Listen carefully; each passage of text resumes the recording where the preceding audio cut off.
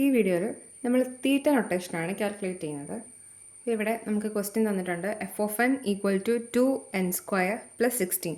അതുപോലെ തന്നെ നമ്മൾ നേരത്തെ പറഞ്ഞിരുന്നു തീറ്റ നൊട്ടേഷൻ കാൽക്കുലേറ്റ് ചെയ്യാനുള്ള ഇക്വേഷനാണ് C1 g(n) ≤ f(n) ≤ C2 g(n).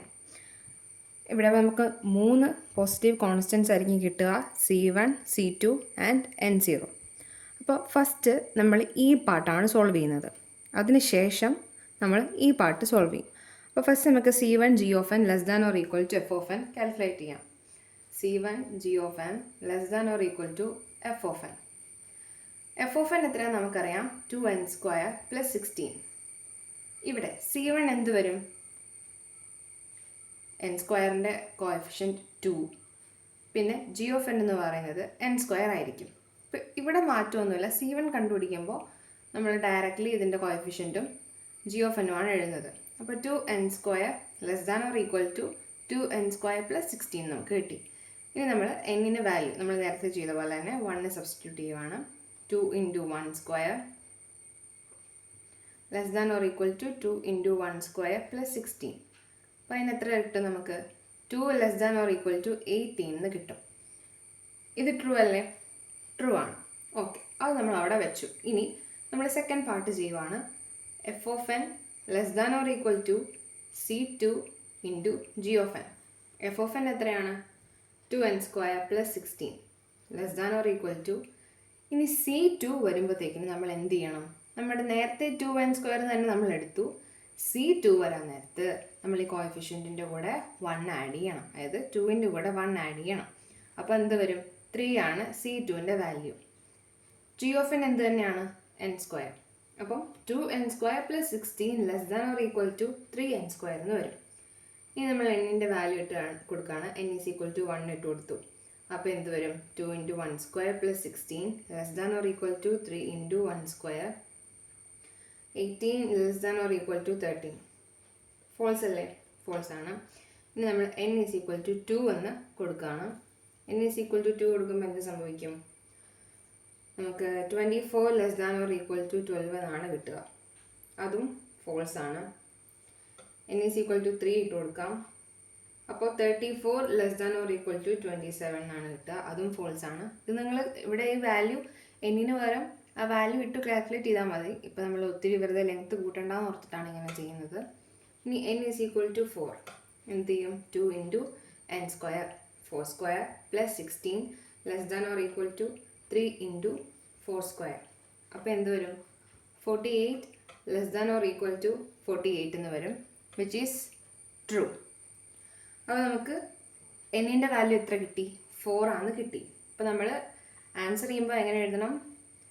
f(n) = 2n² + 16, where g(n) = n², C1 = 2 and C2 = 3 for all n greater than or equal to 4. അവിടെയല്ലേ നമ്മുടെ condition true ആയത്, അതുകൊണ്ട്. അപ്പോൾ എന്ത് വരും? 2n² + 16 = θ of n². ഇനി നമുക്ക് ഒരു പ്രൂഫ് കൂടെ ചെയ്യാം.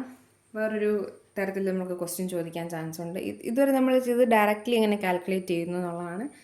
ഇനി നമുക്ക് ഒരു പ്രൂഫ് ക്വസ്റ്റ്യൻ ചെയ്യാം. ഈ ക്വസ്റ്റ്യൻ നോക്കിക്കേ. Is 2n + 1 = big O of 2n? ഇതാണ് ക്വസ്റ്റ്യൻ. ഇത് നമ്മൾ പ്രൂവ് ചെയ്യുകയാണ് ചെയ്യേണ്ടത്. അപ്പം ആദ്യമേ നമ്മുടെ ബിഗ് ഓയുടെ ഇക്വേഷൻ നമ്മൾ എഴുതണം. 0 ≤ f(n) ≤ C g(n) ആണ് നമ്മുടെ ബിഗ് ഓയുടെ ഇക്വേഷൻ. ഇനി ഈ C g(n) എന്ന് എഴുതണമെങ്കിൽ നമുക്കറിയാം നമ്മുടെ കോഎഫിഷ്യൻറ്റിൻ്റെ കൂടെയുള്ള ടേംസ് ഒക്കെ നമുക്ക് വേണം അല്ലേ? അപ്പോൾ ഈ 2n + 1-നെ നമുക്ക് മാറ്റി എഴുതണം. അതെങ്ങനെ വരും? 2n + 1 എന്ന് പറയുന്നതാണ് 2 × 2n. ഇപ്പോൾ നമുക്ക് ഈസി ആയിട്ട് വാല്യൂസ് എടുക്കാമല്ലോ. അപ്പോൾ എങ്ങനെ വരും? f(n)നെ നമുക്ക് ഇങ്ങനെ തന്നെ എടുക്കാം, കാരണം രണ്ടും സെയിം ആണല്ലോ. 2 × 2n <= C.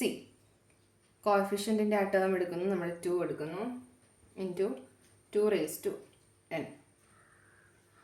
ഇനി നമുക്ക് എന്നിന് വാല്യൂ സബ്സ്റ്റിറ്റ്യൂട്ട് ചെയ്യാം. n ഈസ് ഈക്വൽ ടു 1 നമ്മൾ കൊടുക്കുകയാണ്. അപ്പോൾ 2 into 2⁻1 less than or equal to 2 into 2⁻1. രണ്ടും സെയിം അല്ലേ? അപ്പോൾ എന്ത് വരും നമുക്ക് നോക്കാം. 2 into 2n equal to big O of 2n ആയിരിക്കും. കാരണം ഇത് രണ്ടും സെയിം ആണ്. അങ്ങനെ വരുന്ന സിറ്റുവേഷനിൽ 2n തന്നെ ആയിരിക്കും നമ്മുടെ ബിഗ് O നൊട്ടേഷനിൽ നമുക്ക് കാൽക്കുലേറ്റ് ചെയ്ത് എഴുതുക. കാരണം എന്തേ, g ഓഫ് n എന്ന് പറയുന്നത് 2n എന്നാണ് നമുക്ക് കിട്ടിയിട്ടുണ്ടല്ലോ. ഫോർ ഓൾ എപ്പോഴാണ് n greater than or equal to 1, അതായത് f of n equal to 2n+1 where g of n equal to 2n, c equal to 2 and n0 equal to 1.